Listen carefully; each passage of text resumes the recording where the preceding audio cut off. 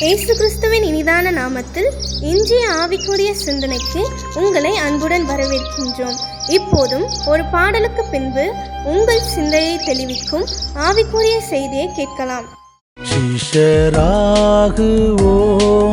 இயேசுவுக்காய் சிஷ்யராக்குவோம், நேசருக்காய் சிஷ்யராகுவோம், இயேசுவுக்காய் சிஷ்யராக்குவோம், நேசருக்காய் அழிந்து போகின்ற ஆத்துமாக்களை ஆதாயமாக்கிட சிஷ்யராவோம். அழிந்து போகின்ற ஆத்துமாக்களை ஆதாயமாக்கிட சிஷ்யராவோம், சிஷ்யராகுவோம். ஆண்டவர் இரட்சகரமாக இயேசுவின் இனிதான நாமத்தினால் உங்களை வாழ்த்துகிறேன். இந்த நாள் நம்முடைய ஆவிக்குரிய சிந்தனைக்காக தானியேலின் புஸ்தகம் 12ஆம் அதிகாரம் 3ஆம் வசனத்தை நான் வாசிக்கிறேன். ஞானவான்கள் ஆகாய மண்டலத்தின் ஒளியைப் போலவும், அநேகரை நீதிக்குட்படுத்துகிறவர்கள் நட்சத்திரங்களைப் போலவும் என்றென்றைக்கும் உள்ள சதா காலங்களிலும் பிரகாசிப்பார்கள். ஞானவான்களை குறித்து இந்த இடத்திலே ஆண்டவருடைய வார்த்தை சொல்கிறது. அவர்கள் எப்படி இருப்பார்கள்? ஆகாய மண்டலத்தின் ஒளியைப் போலவும், அநேகரை நீதிக்குட்படுத்துகிறவர்கள் நட்சத்திரங்களைப் போலவும் என்றென்றைக்கும் சதா காலங்களும் அவங்க பிரகாசிப்பாங்களாம். ஒரு பிரகாசத்தை, ஒரு வெளிச்சத்தை அப்படிப்பட்டவர்களுடைய வாழ்க்கையில் ஆண்டவர் வைக்கிறாராம்.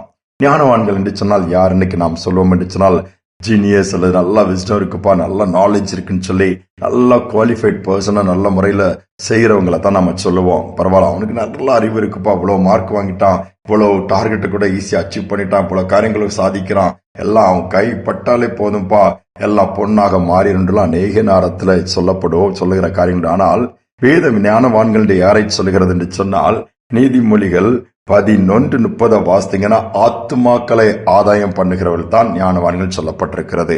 ஆத்துமாவை ஆதாயம் பண்ணுகிறது என்று சொன்னால், ஒவ்வொரு மனிதனுக்குள்ளும் ஆத்துமாண்டு ஒன்று இருக்கிறது. அது விலையேற பெற்றது என்று வேதம் சொல்கிறது. அது அழியாமையுடையது, நம்ம சரீரத்துக்குள்ளே வைக்கப்பட்டிருக்கிறது. அது ஒரு உள்ளான மனிதன் என்றும் வேதம் சொல்லுகிறது. அது சரீரம் மறித்தாலும் கூட அது நித்திய காலமாய் வாழக்கூடியது ஒன்று. ஆண்டவருக்கு பிரியமாய் வாழ்ந்திருந்தால் அது பரலோகத்தில் ஆண்டவரோடு வாழும். அல்லது பிரியமில்லாத வாழ்க்கை பூமியில வாழ்ந்தால் நரகத்தில போய் தான் நித்திய காலமா வேதனை அனுபவிக்கும்.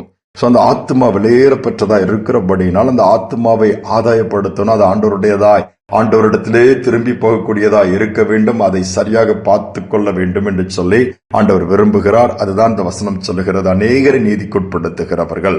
அநேகர்னா இன்னைக்கு அநீதியின் பாதைகளை உலகத்திலே பாவத்திலும் சாபத்திலும் இருக்கிற பிள்ளைகளை விடுவித்து கர்த்தர் பக்கம் கொண்டு வரும் பொழுது அவர்கள் பிரகாசிக்கிறார்கள். அவர்கள் தான் ஞானவான்கள் என்று வேதம் சொல்லுகிறது.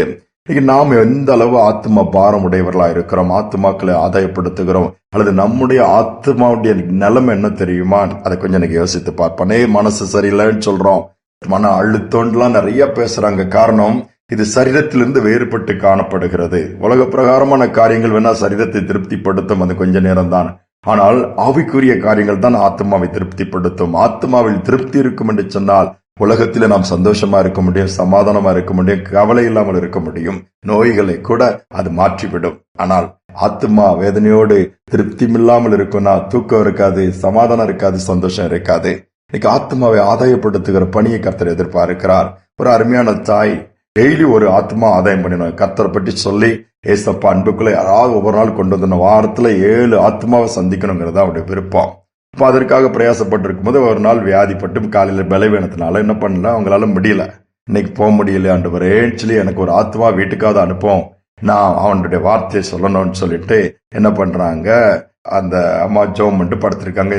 வெளியே நடந்து போக முடியல, வீட்டுக்குள்ளேயே தான் எனக்கு பலவீனமா இருக்குண்டு 6 ஆத்மாக்களை ஆயத்தப்படுத்திட்டாங்க. அது நல்லது. கடைசி நாளே என்ன ஆண்டவரேன்னு சொல்லும்போது திடீர்னு சொல்லி இந்த அம்மா படுத்திருக்கிறாங்க. ஒரு திருடன் இவங்களுக்கு தெரியாம சைடு வழியா உள்ள நுழைஞ்சு வந்துட்டான் வீட்டுக்குள்ள வந்து பொருட்களை திருடும் போது பார்த்துட்டாங்க. பார்த்த உடனே சத்தம்லாம் போடல, எசப்பா இந்த மனுஷனை நீங்க சந்திங்கப்பா, இந்த ஆத்மா ஒண்ணு என்னை தேடி இன்னைக்கு வந்திருக்குது, கொடுத்ததற்காக ஸ்தோத்திரம்னு சொல்லி ஜெபம் பண்றாங்க. இவ்வளவுதான் ஜெபம் பண்ணாங்க. திருடனுக்கு ஒரு பெரிய வயிற்று வலி அந்த இடத்துல வந்து சுருண்டான். ஒண்ணுமே பண்ண முடியல. வயிற்று வலினால அந்த இடத்துல புரண்டு கெஞ்சிரான், அலறான். அந்த அம்மா அவன்கிட்ட போய் அன்பா பேசி அவனை தண்ணி கொடுத்து ஜெபம் பண்ணி அவனுடைய வயிற்று வலி நீங்கிடுச்சு. அவன் நார்மல் ஆயிட்டான். அவன் திருட வந்ததே மறைஞ்சுதான் அந்த அம்மா சொல்றதெல்லாம் கேட்க ஆரம்பிச்சிட்டான். அங்கே இயேசுவை சொந்த ரட்சகரா ஏற்றுக்கொண்டு தான் வாழ்க்கையை முற்றிலுமாய் மாறுமுடி அர்ப்பணித்து திருட்டு தொழிலே விட்டுட்டு ஆண்டோட பிள்ளையா மாறிட்டான். பாருங்களா, அந்த ஆத்ம பாரம் ஒரு திருடன் வீட்டிற்கு வந்தவனை கூட மாத்திருச்சு பாருங்க. அந்த அளவு ஆத்ம பாரத்தில் அந்த தாய் நிரம்பியிருந்தபடினால் ஆத்மாவை ஆதாயம் பண்ணினார்களாம். அதோடு மட்டுமல்ல, அந்த திருட்டு தொழிலை விட்டுட்டு ஆண்டோட பிள்ளையை மாறுவதற்கு அந்த தாய் ஒரு கருவியாகவும் பயன்பட்டார்கள். இன்னைக்கு அநேகரை நீதிக்குட்படுத்துகிறோமா, இல்லை அநீதியான காரியங்களுக்கு உட்படுத்துகிறோமா? சற்று நம்மளை யோசித்து பார்ப்போம். ஆண்டர்களை முழுவதுமா தாழ்த்தி ஒப்பு கொடுப்போம். அன்பின் தகப்பன், இந்த புதிய நாளுக்காக நன்றியப்பா.